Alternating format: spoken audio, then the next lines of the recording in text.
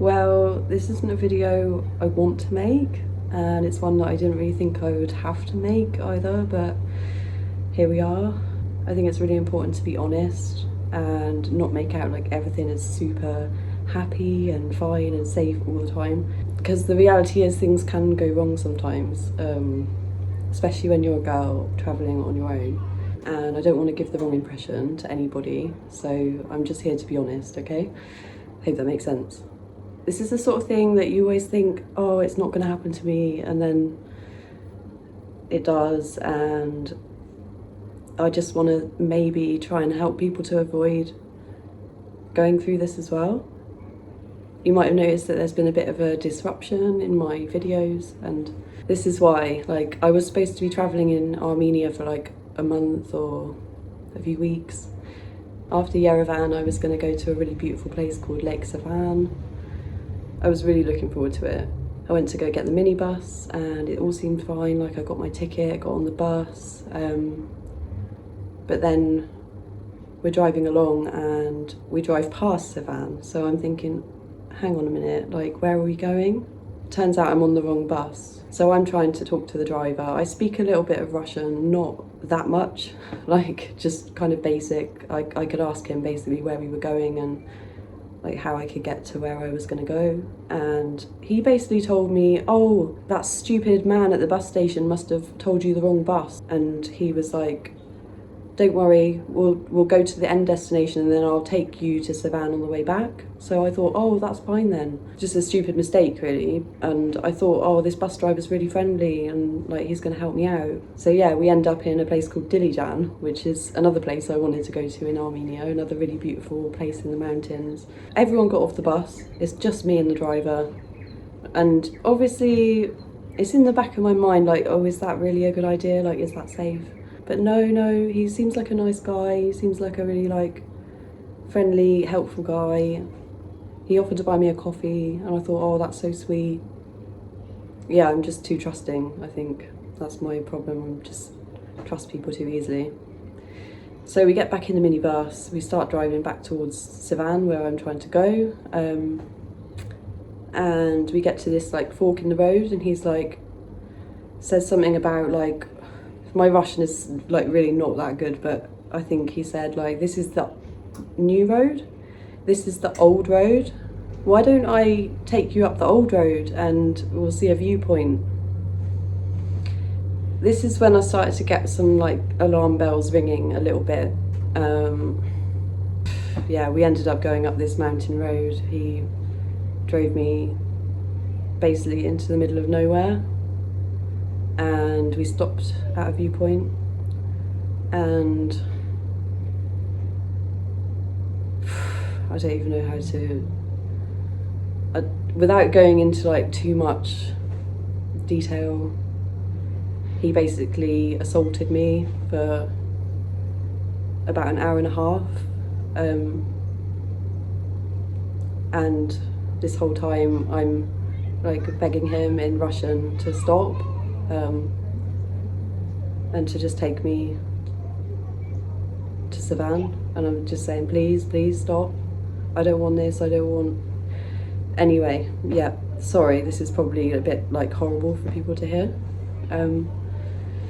So yeah, basically that ordeal lasted like an hour and a half, and the whole time I was just thinking, how the hell am I gonna get out of this? We're in the middle of nowhere, there's nobody here, I don't know who I'd even call.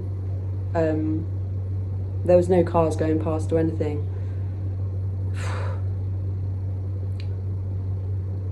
Yeah, just a horrible feeling, like really horrible.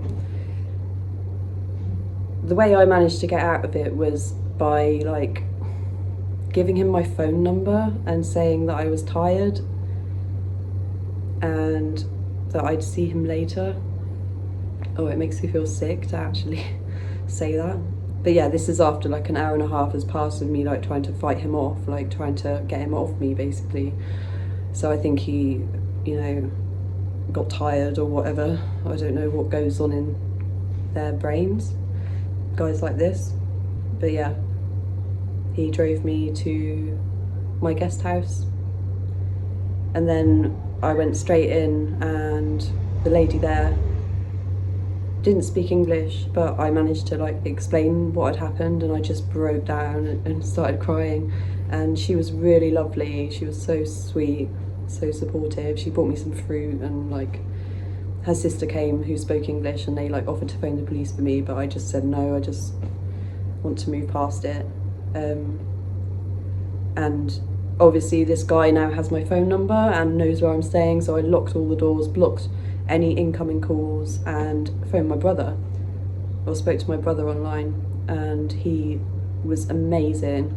My brother properly sorted me out. He booked me a really nice hotel in Yerevan, which you will have seen already, and that was just exactly what I needed at that point. Like, so much gratitude to my brother. But yeah, I couldn't eat for like 2 days, and my body, I was just shaking, and every time I stood up I felt like I was going to pass out. It was just a really horrible time, and I decided basically to leave Armenia because of it. That's why I left so soon. And I've been dying to like explain this, but I just haven't really been able to. It's really difficult for me to talk about it. Every time I sort of talk about it with anybody, I get that same like feeling in my body again. I'm getting it now as well, but like I think it's important that I just explain this, because otherwise I won't. Otherwise I won't do it. So yeah, I flew to Istanbul, and just hoping for a fresh start, basically, just to draw a line under it. I just want to say that this doesn't affect the way I view Armenia or the Armenian people at all. This could happen anywhere in the world. This could happen in my country, it could happen literally anywhere, and it's just a risk that I take as a solo female traveller, which is why I want to kind of help other people to stay safe, because I feel like we all kind of know in our heart like what is safe and what's not, and we know these tips that people tell us, but then sometimes we get into situations and it all just kind of goes out the window and something bad could happen. As far as now, I'm in Turkey, I'm okay, I've had really good support, and everything's fine, basically. It could have been a lot worse, but I don't want to let it affect me, and I want something positive to come out of this, so I want to kind of go through a few tips for girls to stay safe while travelling. And I think number one, don't ever be on a bus on your own. Whatever country you're in, don't do it. If everybody else gets off the bus, get off as well. It's better that you're like waiting somewhere for another bus or another transport than going through what happened to me. Be very careful who you trust. This is a really difficult one, because I'm the sort of person that likes to kind of be optimistic about people and give people a chance, and sometimes that comes to bite me on the ass. But yeah, I think maybe other people are a bit of a better judge of character than me and can kind of sniff out the creep. But yeah, just be aware of who you're around. Walking on your own, obviously this is something that we're all taught from like a young age. Like, do not walk alone at night in an unlit area as a woman. Like, sometimes you might have to plan a different route that takes longer, just if it's like safer with street lighting and stuff. Taxis, better to use a taxi app than hail a taxi in the street. Always safer to use Uber in Armenia, Georgia, this sort of area, Yandex, Bolt, all these sort of taxi apps.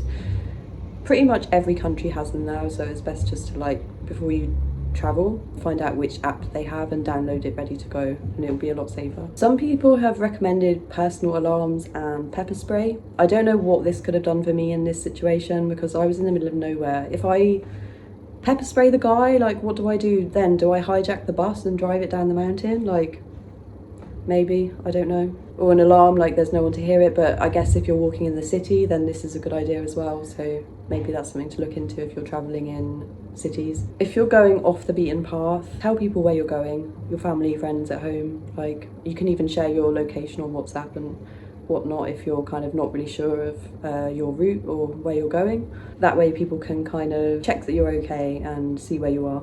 Alcohol.